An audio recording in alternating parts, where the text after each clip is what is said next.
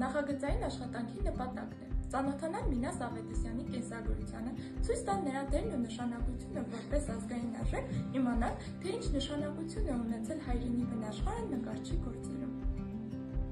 Նախագծային աշխատանքի ընթացքում անդրադարձել ենք մի քանի հիմնահարցերի։ Հիմնահարցերն են. բնության գույների արտապատկերումը Մինասի կտավներում, ինչպես են արտահայտում գույները Մինասի ապրածն ու ընկալածը, հայրենի բնաշխարհի եւ նկարչի ապրումների կապը կտավներում։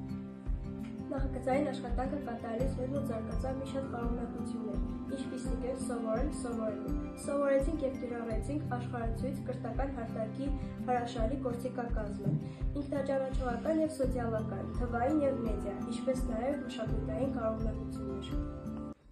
Ձեռք բերեցինք մի շարք հմտություններ, ինչպիսիք են ստեղծարարություն, նախաձեռնողականություն, համագործակցություն, տեխնոլոգիական գրագիտություն, հաղորդակցություն եւ սոցիալական հմտություններ։ Ուսումնասիրել ենք տարբեր աղբյուրներ, գրքեր, կատարել ենք հարցումներ, վարել հարցազրույցներ եւ աշխարհացույց կրթական հարթակի հարուստ գործիքակազմով ներկայացել ենք մեծ արվեստագետի ուղին։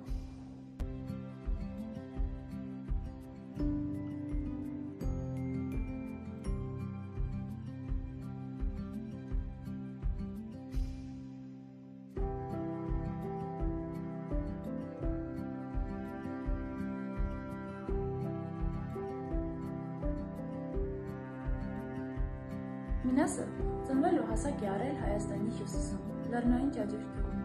Հողի հետ կապված մարդու առօրյան, կերտչական պարզ կյանքի սովորությունները,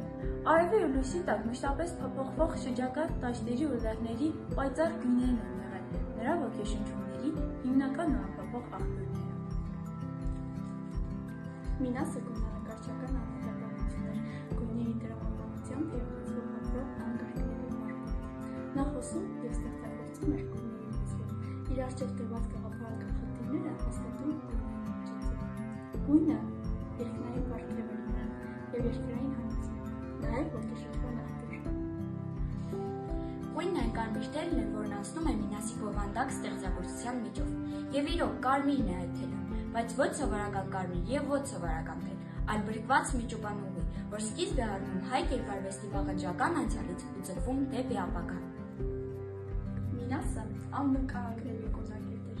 անկրկնելի շռայլ կոլորիստ, գունավորտադրության վարպետ, կարմիրը կարմիր, բայց նրա կողքին խոսում են նաև կապույտն ու կանաչը, մոխրավունը, ծիրանը, մեկը մյուսով պայմանավորված, մեկը մյուսի տնօրենը, մեկը մյուսից բխող անխուսափելի հետևանք։